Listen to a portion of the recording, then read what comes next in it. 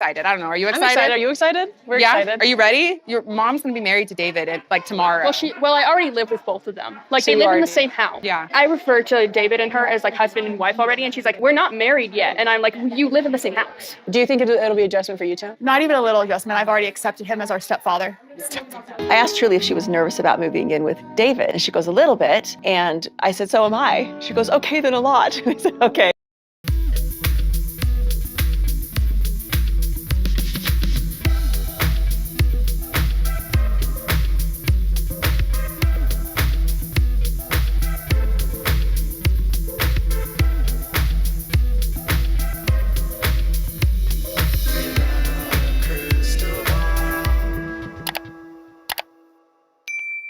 Hey friends, it's Katie from Without a Crystal Ball. Welcome back to my channel. It's Friday, January 5th, 2024. I hope all of you are having a wonderful day. So this weekend, we're gonna see Christine and David get married on Sister Wives. And in the middle of all of these clips that are coming out from TLC, Kody Brown has been on the bit of a, I would say, media rampage, trying to change the narrative about him in the public following his erratic behavior on the show in the last couple weeks. And Kody suddenly wants everyone to believe that he and these women are going to get along. And he thinks the women are just going to stop talking about him. Kody is obsessed with the bad press that he's getting. And he somehow thinks that now everything's going to end because everyone else is moving on. And that's just not going to happen. But we're going to dive into what he said on People. We're also going to talk about Christine and the kids' response to David joining the family, Truly's response to David joining the family, and what David's daughter Regan had to say about Christine and David getting together. Now, some fans on the social media have been leaving some comments about Christine and David, about how they both seem to have strong personalities, and that because of that, they think that there's going to be some friction between them in the future. So I want to just put that out there, and then that's kind of what his daughter has to say. So let's dive into that as well. Kody Brown is effectively trying to get everyone to forget about what happened with the Sister Wives, and Christine Brown and David's marriage is coming full force. So let's dive into the topic. Before we do, make sure to give this video a thumbs up. Make sure to subscribe to my channel if you haven't subscribed, and click on the bell so you never miss a video. The majority of Sister Wives viewers have noticed that Kody has become a raging, I don't even have words for the way that he acts. He doesn't even seem rational anymore. A lot of people in my comments keep posting about his glassy, bloodshot eyes, and I have questions about that too, but I don't know what's causing it. But is that causing his outlandish behavior? Maybe. But somehow, we are supposed to forget about what we've seen and how we've viewed all of that because it's only 20 hours of his life, right? It's just a small fraction of who he is. And Kody runs to People magazine for an interview, which is how he thinks that they're going to heal with his exes. And he's so delusional at this point that he actually thinks that Mary and Robyn are close. And they are not close. They're not even friends. So here is what he says to People, that it is time for the family to heal. Kody believes that he and his ex-wives are finally at a place to begin their inner healing. Here's the problem with this, Kody. I'm pretty sure your wives have already done some healing here. Here's what he told People. I think it's time, just healing in time and getting to a point where you feel forgiveness towards somebody who just said bad things about you. It's just moving. Kody cannot handle the fact that he has people that have covered for him for decades finally sharing the truth about him. He cannot handle the fact that he has people finally giving back publicly what he has dished out for years. He wants to talk all the time about the wives saying things about him that are bad, and yet takes no responsibility for the things that he says. He wants to try to control the narrative because it's, in the past, what's worked for him. but I don't think it's going to work this time. And he thinks that anything that someone says that isn't like basically kissing his butt is something bad. So even saying something that's truthful about what happened, if Kody didn't want to hear it, he'll say it was bad. Just putting that out there. He said, what will move us forward will be the grace, the love, and the forgiveness. The same grace and love that we were giving each other 10 years ago as we're going through this very difficult process.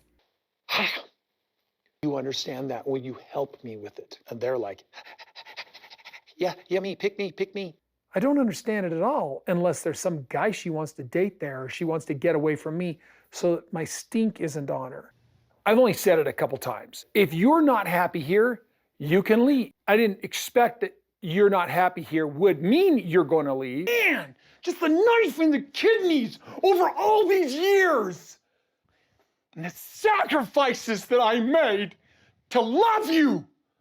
Wasted. Because she's a game player. Manipulation, pouting, temper tantrums. I mean, That's the reason I'm pissed off. It's just I did. vomiting out of me. No, I don't trust her. How am I supposed to trust her? Like what's the next move she's going to make against me? Will come after me if she decides to. Okay? I don't want her going around the country telling people that I'm a bad person. It feels hostile to me. I feel like she's done this as a backstab. The reason I'm not attracted is because she's not being loyal. It feels like because I feel betrayed. I feel like even now he's trying to control the narrative. He's trying to control the situation. He's trying to act like he gets to dictate how people move forward. He gets to dictate how the other women that have left him are going to interact with him. And I feel like part of this is him trying to save his job, because I honestly feel like he's a liability for Sister Wives at this point. That's just my opinion. I think that my opinion is that based on his outbursts and how he's been acting and how he treats people in the production, that if they were going to renew the contracts, they might consider not renewing with him because no one likes him. And he wants the wives to go back to covering for him and lying for him. just go, hey, Kody, I'm out. And I was like, I don't want to be a quitter. And she's going, well, you're a coward. Well, no. I'm not a coward. Nothing scares me but poverty. Nothing. He said that they were able to work together with a lot of charity. So here's what he had to say. Just like, hey, listen, we all have faults. Let's just not point them out. Let's just give everybody a lot of charity, a lot of grace. We've just gone through a period where we aren't doing that. I think that just moving forward with that is going to be so healing. I feel like it's beginning now, but it's been a process. I don't think it's beginning now, because even just last week, he was on an episode screaming and yelling and telling the wives to F off. This interview, mind you, is following an episode where he tells the women to F off and he calls Christine the B word, where he says that he is the prisoner, where he claims to be the victim of everything. He wants to act like them telling the truth about their experience is equivalent to him telling them to F off and calling them derogatory names. You. So I suffer in plural marriage. Sacrificing. It ain't all beer and Skittles. For you to finally like that other woman enough to be her friend when I'm dead? To really care about her children when I'm dead? No. You guys get in line now. Get the hell out. Robyn believes she is starting to see more of Kody. So it says Robyn got candid about his behavior since the departure of the other wives. She said, I do see the man that I married from time to time. I'm seeing him more as he processes more. And I just know that this is a temporary situation where he's just dealing with a lot. And he's got a lot of emotions and anger and frustration. So yeah, that's pretty much what it is. Robyn and Kody, when they're in their joint interviews or their joint show, they don't look happy. They don't look like they're happy at all. And I just wonder why Robyn was able to give Kody grace for his horrible behavior, but she's not willing to give her ex-husband grace for his for their disputes. Kody has been atrocious. Publicly, privately, to the kids, to the wives, to the women. And she accused her ex-husband of doing horrible things. And she used that as a means to say, he was so terrible, I had to leave him. But yet, Kody is a tyrant, and she is extending him grace that she wouldn't extend to the man that fathered her children. Make it make sense. Kody just wants to control the narrative, and I think he thinks that putting this out there is going to stop them from talking about him. And that's just not going to happen. He doesn't understand that he doesn't have control. That's just my opinion. So in the next part of this video, we're going to move on to Christine and her kids talking about David. Check it out. I told her, I said, he's not going to replace your dad. No one's going to replace your dad ever. And that's not what David wants to do. And I said, it's super weird having a guy live with us full time, isn't it? She goes, yeah, it's never happened to me before. And I said, it's never happened to me before either. Photo, get in. Everybody, look at the camera. 3, 2, 1, cheese. Cheese. At the beginning of this video, you see Truly weighing in on David and Christine being together. And she makes a comment about how Christine and David are already living together, so she feels like they're already married, because what does she have to base her opinion of marriage on? All Truly knows about marriage is that someone can claim to be married and they don't have to actually go through legal channels to be married, because of the way that they grow up.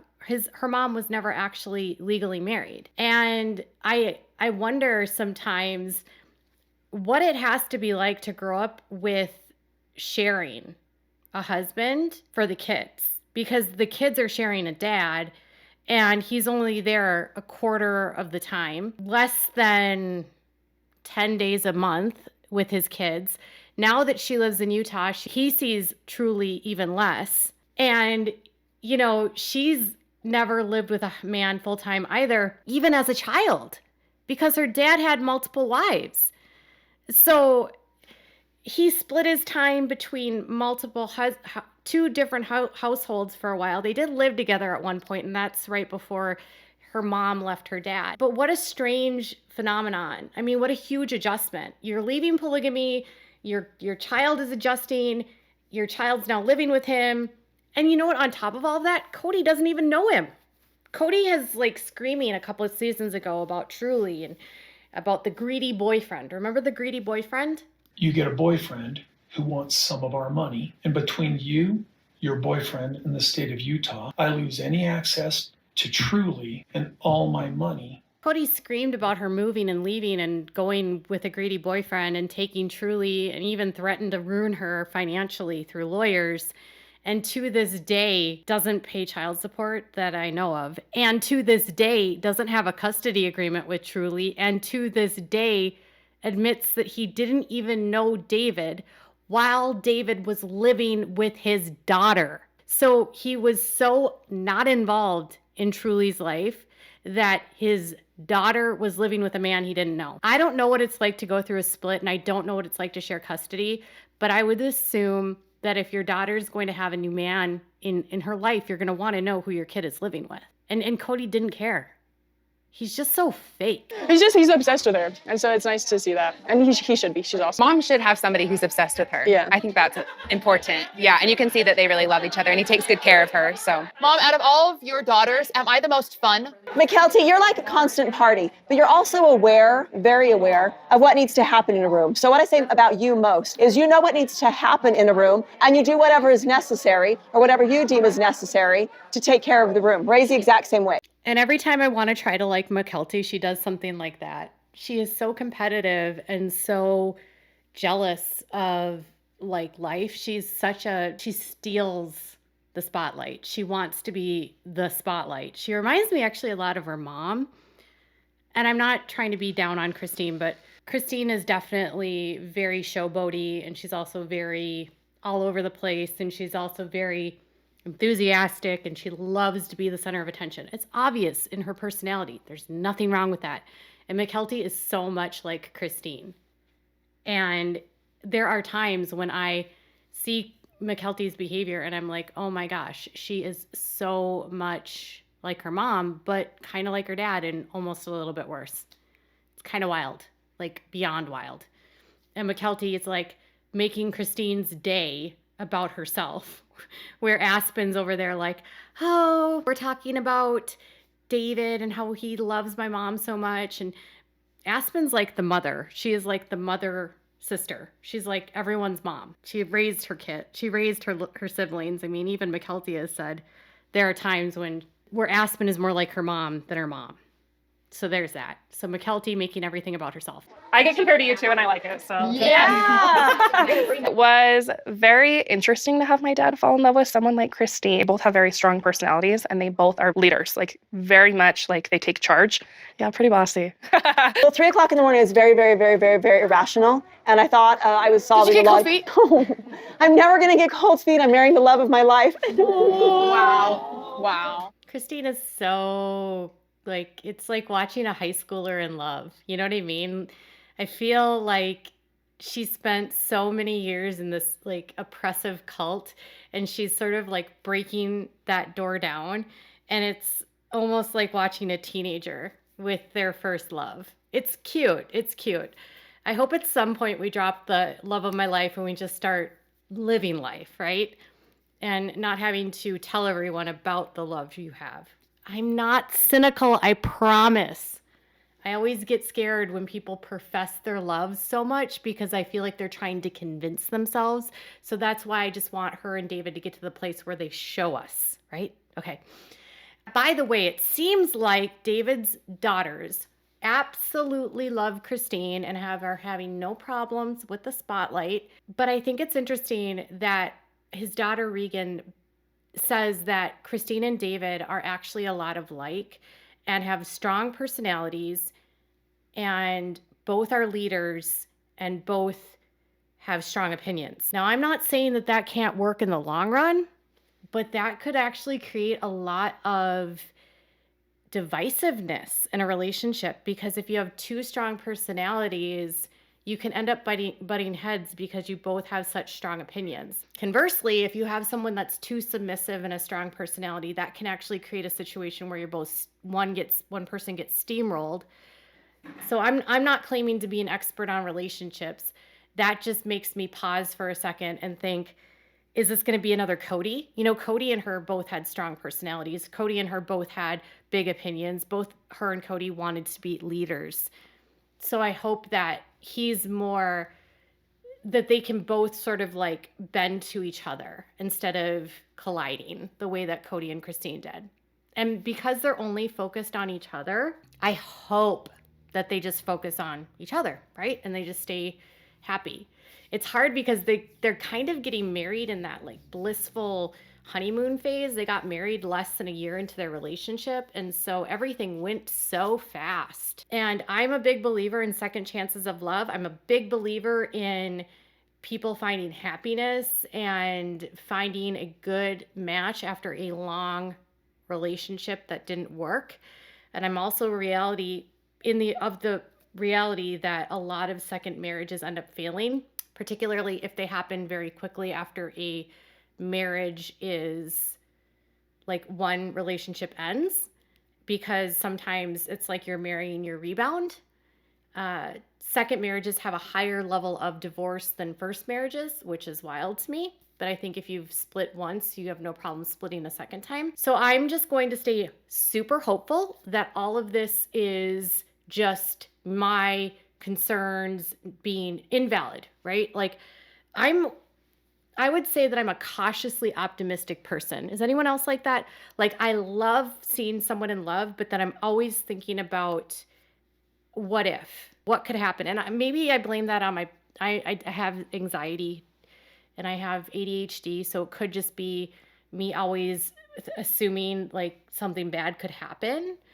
But I'm also like, in my life, like many of you have gone through a lot of life experiences. So I'll be cautiously optimistic that everything works out, but I'll also be pragmatic in that things might not. And if it doesn't work out, that's fine. And if it all blows up and it in Christine's face, she'll live and she'll learn. She's an adult. She'll get through it. And if it works out, phenomenal. Phenomenal.